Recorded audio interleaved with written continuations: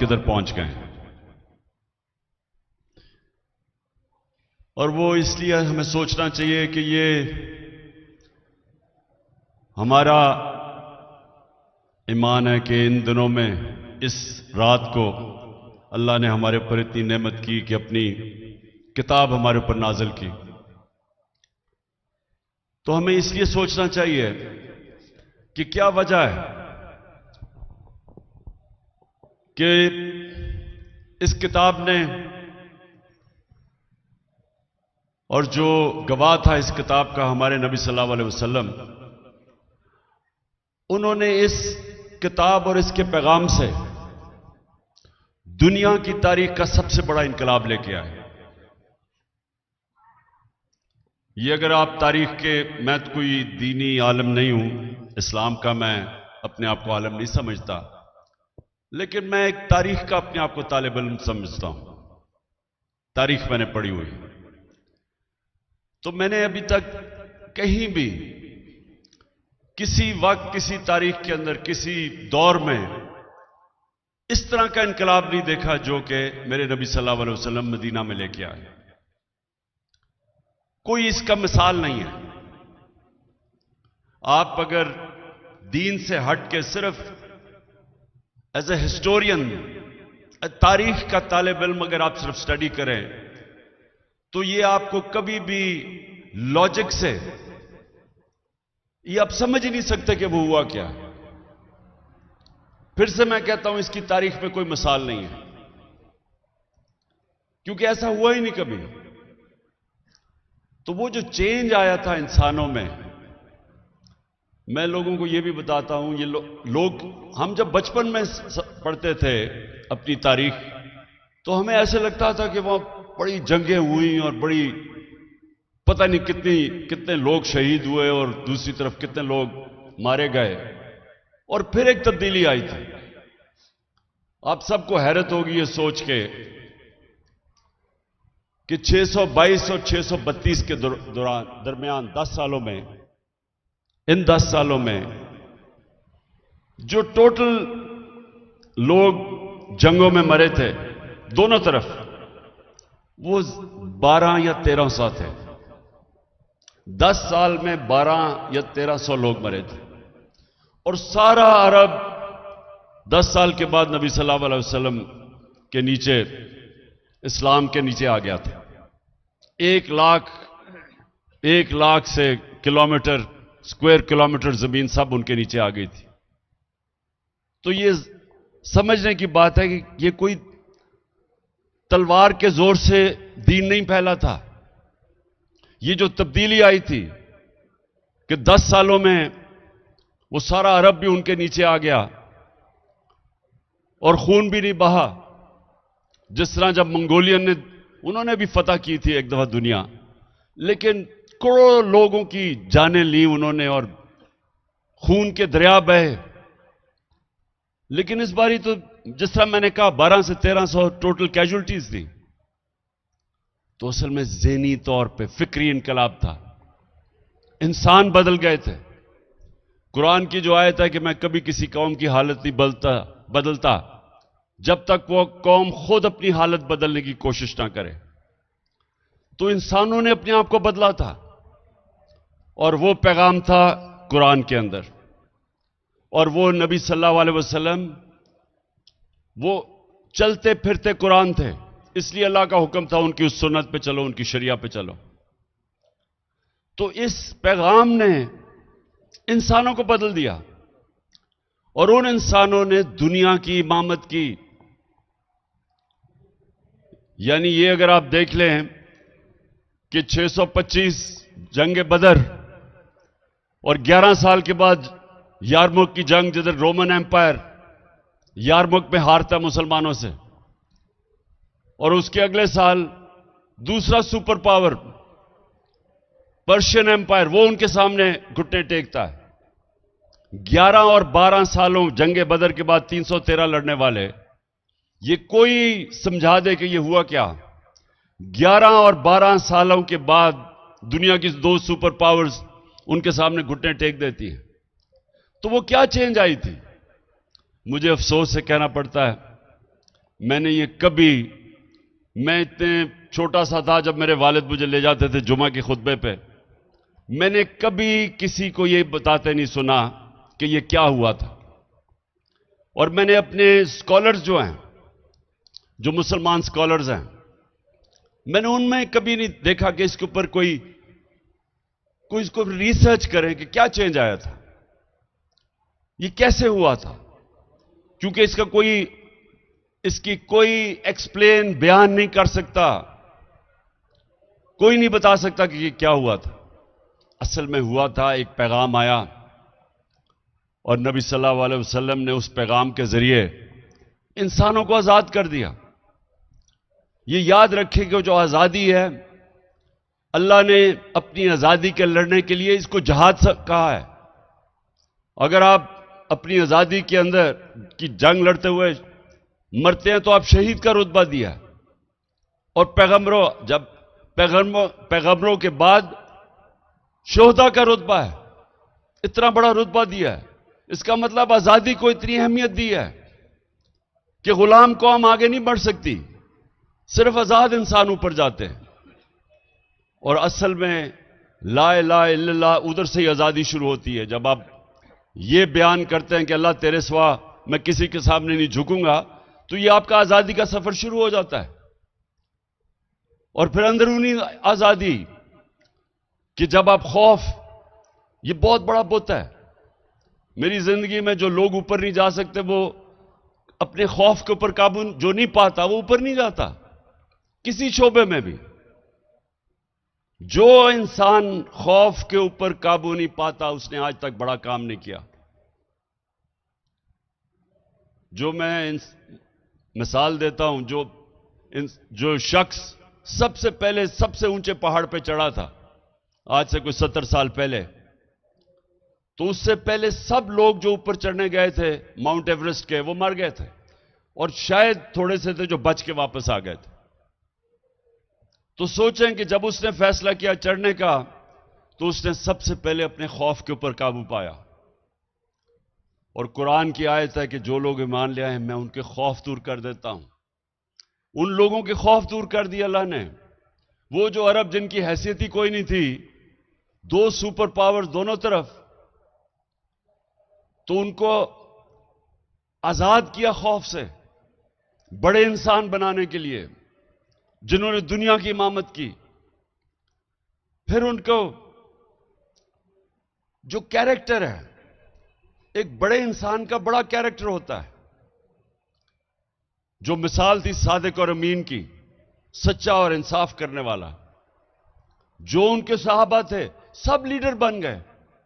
جو ان کے ارد گرد تھے وہ لیڈرز بن گئے، انسانوں کو لیڈرز بنا دیا.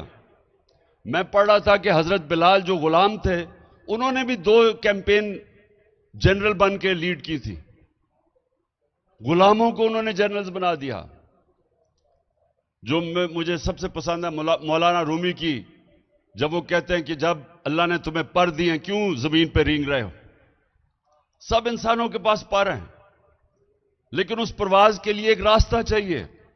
اور وہ راستہ آپ 5 وقت کی نماز میں مانگتے ہیں کہ اللہ اس کے راستے پہ لگا جن کو نعمتیں بخشی ہیں. وہ والا راستہ ہے پرواز کا، وہ بھی ہمیں نہیں سمجھ ابھی تک.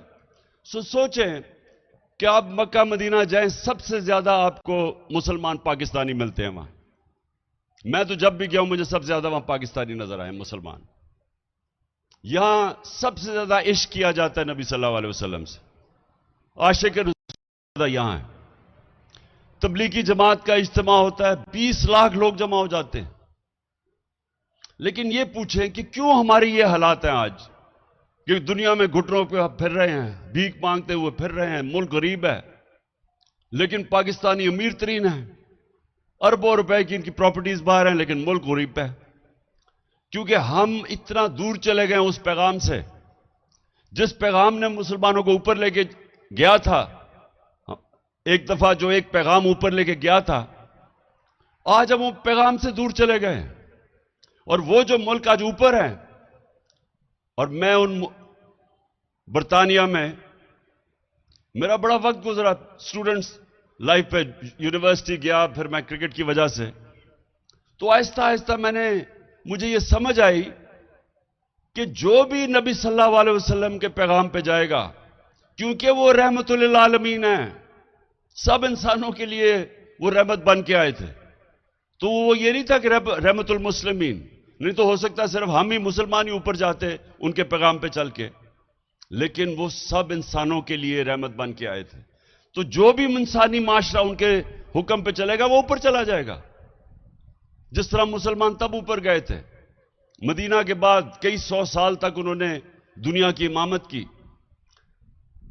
تو آج ہمیں پاکستانیوں کو یہ سوچنا چاہیے اس رات کو، یہ بڑی عظیم رات ہے کہ جس دن اللہ کی کتاب ہمارے پہ نازل ہوئی تھی۔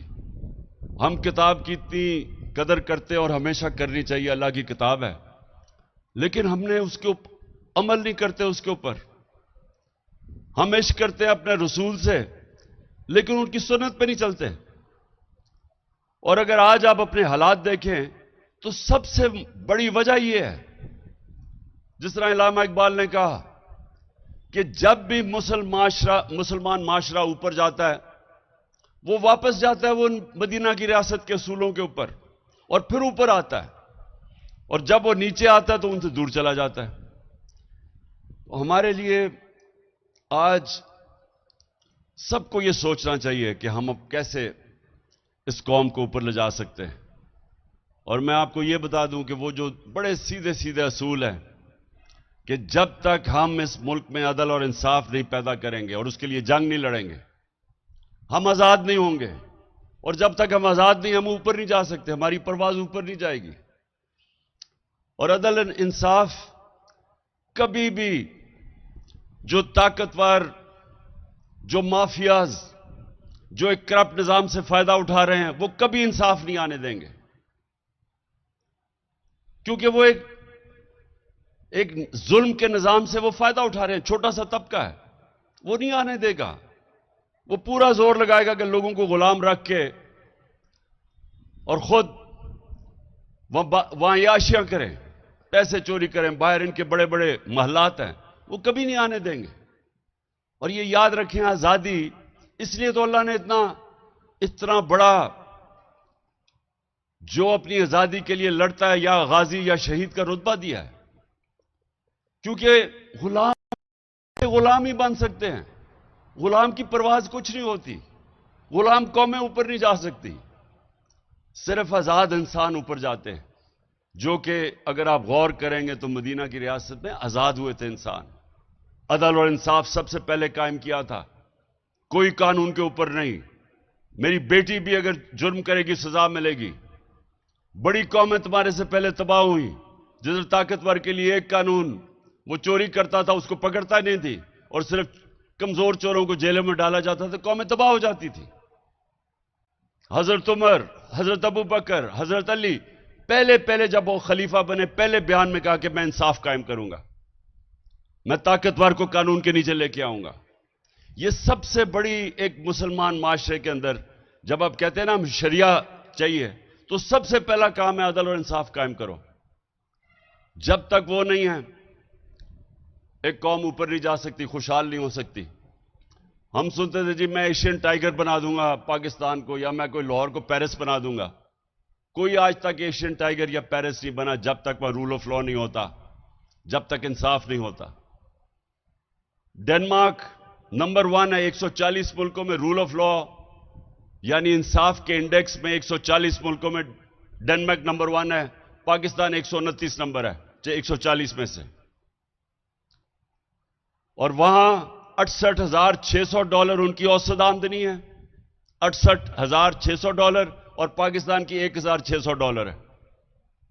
کیونکہ وہ انصاف ہے، وہاں خوشحال ہیں۔ اپنی تاریخ اٹھا کے دیکھ لیں، جب ہندوستان میں کوئی آیا ایسا حکمران جس نے انصاف قائم کیا، خوشحال ہو گیا۔ بلبن کی تاریخ اٹھائیں اور علاؤدین خلجی کی، کیونکہ وہ انصاف کرنے والے تھے، وہاں خوشحالی آ گئی۔ اور جب ایک ظالم حکمران آتا تھا، ایک دم عوام کہ وہی بھوک سے مرتے تھے، قحط پڑتے تھے۔ تو ہمارا بھی آج ساری دنیا میں بھی یہ دیکھ لیں، جن جن ملکوں میں انصاف ہے وہ خوشحال ہیں، جن میں نہیں ہے وہاں وسائل کے باوجود بھی غربت ہے. اور یہ جو آخر میں آپ سب سے اپنی قوم سے بھی یہ کہتا ہوں کہ کبھی کوئی آزادی آپ کو پلیٹ میں پکڑا کے نہیں دیتا. دنیا کی تاریخ میں کبھی کسی نے زنجیریں خود ہی کھول کے نہیں آپ کو آزاد کیا. زنجیریں توڑنی پڑتی ہیں. آزادی کے لیے جدوجہد کرنی پڑتی ہے, جہاد کرنی پڑتی ہے. اور پھر جب آپ اپنی آزادی لیتے ہیں تو آپ کی پرواز اوپر جاتی ہے. ہمارا یہ وقت ہے اس وقت پاکستان میں کہ جب انسانی حقوق نہ ہو, طاقتور جو مرضی کرے, چوری کرے اور این آر او لے لے, اور دوسرے لوگ اگر وہ ان سے کہیں کہ ہم آئین چاہتے ہیں تو ان کو پکڑ جیلوں میں ڈالیں, جیلوں کے اندر ان سے تشدد کیا جائے, تو یہ نظام نہیں چل سکتا. اور اس نظام میں یہ فیصلہ کر لیں کہ اگر آپ نے یہ نظام کو چلنے دیا تو آپ کا کوئی مستقبل نہیں ہے. اور یہ اللہ قرآن میں کہتا ہے کہ میری زمین پہ دیکھو کتنی قومیں میں نے تباہ کی جو میرے حکم پہ نہیں چلی. وہ کہتے ہیں, اور آپ دیکھ لیں کہ دنیا کی تاریخ میں کتنے بڑے بڑے سویلائزیشن آئے اور تباہ ہو گئے. سب سے بڑی وجہ یہ تھی کہ وہاں ظلم تھا. جو حضرت علی رضی اللہ تعالی نے کہا کہ کفر کا نظام چل جائے گا لیکن ظلم کا نظام نہیں چل سکتا.